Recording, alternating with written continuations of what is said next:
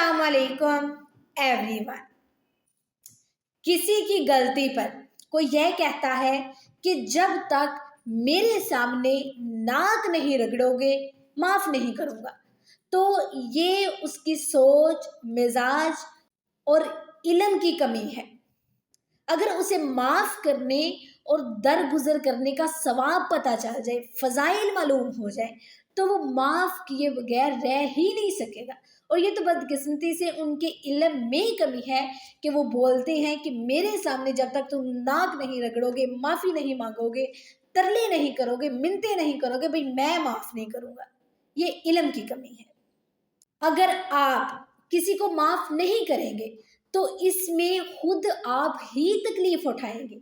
किसी की खुशी या गमी में वो आया तो आप वहाँ नहीं जाएंगे, तो इस नफरत और नाराज़गी से आप अपना ही दिल जलाएंगे। बिलगर्ज ये मान लिया जाए कि उसने आप पर जुल्म किया, उसने आपको तकलीफ पहुंचाई, मगर आप ये सोचें कि हदीस पाक में माफ करने वाले को जन्नत की बशारत दी गई है। ये बात सोचें। और जानते हैं आप, नबी पाक सल्लल्लाहु अलैहि वसल्लम ने सिर्फ अपने फरामीन में माफ करने की तरगीब नहीं दिलाई, बल्कि हजूर सल्लल्लाहु अलैहि वसल्लम की सीरत में भी इस तरह की कई वाक़यात मौजूद हैं कि सहाबा कराम अहले बैत रज़ियल्लाहु ताला अन्हु भी माफ़ कर दिया करते थे। और माफ़ करने वाले तो अल्लाह पाक के पसंदीदा बंदे होते हैं ना। तो अगर आप देखें, अगर आप किसी को माफ़ करते हैं ना, आप अल्लाह ताला की पसंदीदा बन जाते हैं। और कोशिश करें कि अल्लाह ताला आपको पसंद करे।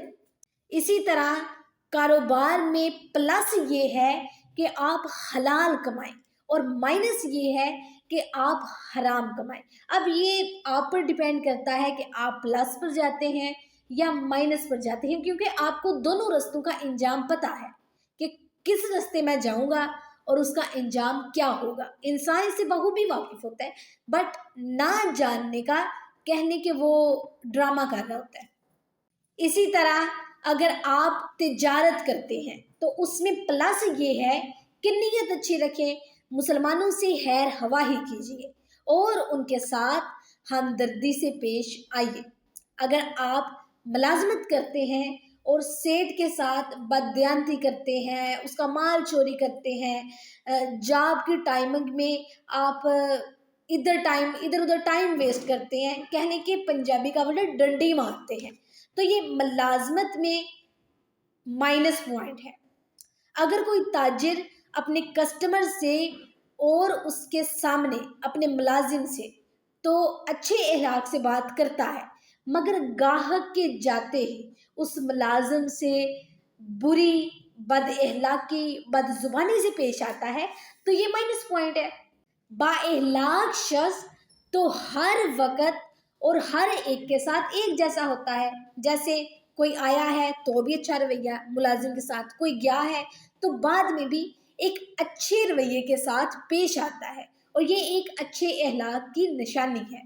अच्छा, एक मेन बात कि अगर कारोबार में कहीं रुकावट और परेशानी आए तो कभी भी वो रास्ता इख्तियार ना करें जिससे अल्लाह और रसूल ने मना किया है।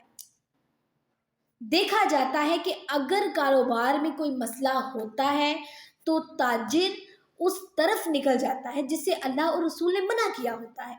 और जब हम जिस चीज़ से अल्लाह और रसूल ने मना किया हो हम उसी तरफ जाए ना, तो ये तबाही का रास्ता है।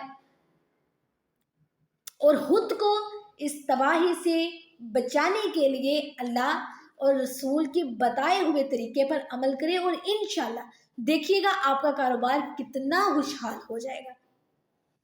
इसी तरह जब भी आपको अपने रिज्क में फरामनी चाहिए तो अपनी सुलह रहमी को चेक कीजिए, रिश्तेदारों से हुस्न सलूक को देखिए, क्योंकि सुलह रहमी करने से रिज्क में बरकत होती है, उम्र में बरकत होती है और बुरी मौत से हिफाजत होती है। जब भी आपके रिज्क में कोई ऊंच नीच नजर आए तो सबसे पहले अपना बिहेवियर, अपनी सुलह रहमी चेक कीजिए, ठीक है जी। इसके अलावा मैं एक ना शख्स को जानती हूँ जिसने अपना नया कारोबार शुरू किया। تو نفع میں فیصد کے اعتبار سے اپنی بہن کا ایک حصہ مقرر کر لیا۔ وہ کہتے ہیں کہ مجھے سمجھ نہیں آتی کہ میرا کاروبار کہاں بادلوں میں چلا گیا۔ میرا یہ حسن ظن ہے کہ اپنی بہن کے ساتھ صلح رحمی کرنے کی وجہ سے میرا کاروبار ماشاءاللہ بڑھتا ہی چلا گیا ہے۔ اسی طرح جب کوئی بیمار ہوتا ہے تو وہ بیمار ہونے کی وجہ جاننے کے لیے کھانے پینے، آنے جانے، آب و ہوا، موسم کی تبدیلی پر غور کرتا ہے۔ جب کوئی وجہ سامنے آتی ہے تو اس پر کنٹرول کرتا ہے۔ اسی طرح جب کاروبار میں پریشانی آتی ہے تو غور کرنا چاہیے کہ میں جھوٹ، بددیانتی، نماز یا جماعت تو نہیں چھوڑ رہا، صلح رحمی میں کوتاہی تو نہیں کر رہا، میرے مال میں کسی یتیم، بیوہ وغیرہ کا مال ناحق تو شامل نہیں ہو گیا، کیونکہ یہ سب بھی مائنس میں شامل ہے۔ اور یقین کریں جتنی بھی چیزیں مائنس میں شامل ہیں نا، یہ انسان کے مائنڈ کو الجھائے رکھتی ہیں، ٹھیک ہے؟ اور یقین کریں ان چیزوں پر لازمی غور کیا کریں۔ ہمارا مسئلہ یہ ہوتا ہے کہ ہم غور ہی نہیں کرتے، ہم ادھر سے سنتے ہیں، ادھر سے باہر نکال دیتے ہیں۔ بھئی ادھر سے سن کے نا اسے اندر ہی رکھا کریں، آپ کے لیے انشاءاللہ آسانیاں ہو جائیں گی۔ اپنی لائف کو بیلنس رکھیے، ایسا نہ ہو کہ کاروبار بڑھ جائے تو گھر والوں، رشتہ داروں کے ساتھ معاملات ڈسٹرب ہو جائیں، بلکہ اپنی فیملی اور رشتہ داروں سے ملاقات کا بھی وقت نکالنا ضروری ہے، اکٹھے مل کر رہیں، ٹھیک ہے جی؟ اسی طرح لوگ اپنا کاروبار بڑھانے کے لیے اپنی تجارتی مثبت صلاحیت کے بجائے منفی صلاحیتوں اور چال بازیوں سے دوسروں کا کاروبار توڑنے کی کوشش کرتے ہیں۔ میں نے ایسے بہت لوگ دیکھے ہیں جو اندر ہی اندر چلاکیاں کر رہے ہوتے ہیں، چال بازیاں کھیل رہے ہوتے ہیں کہ کسی طرح سامنے والوں کا کاروبار جو ہے وہ ٹوٹ جائے، ختم ہو جائے۔